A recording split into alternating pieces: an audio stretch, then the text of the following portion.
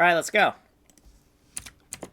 This is a toggle variable in the economic data section. It's either 0 or 1.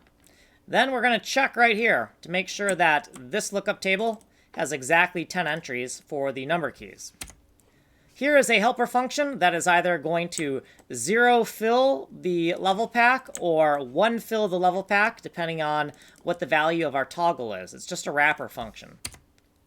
In the EVT key function for economic, we've put this up at the top because it's in 2 places now.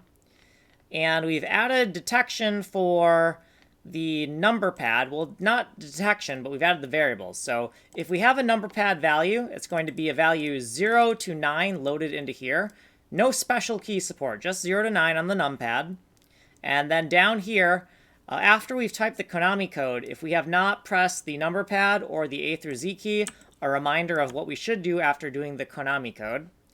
If we did the number pad, we'll use this lookup table to get the procedure code.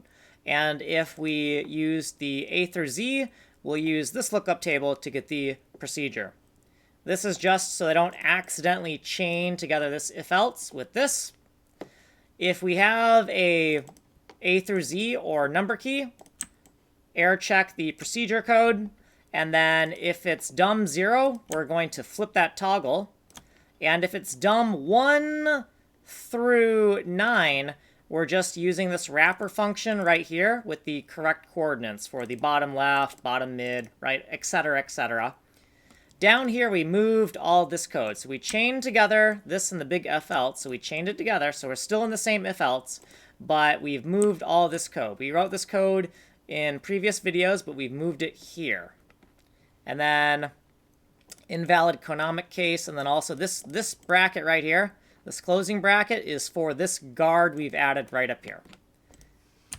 And that's it. So this is what we did previously, footnotes, and what we did in this video. So this has been this playlist here, source code here. Like and subscribe.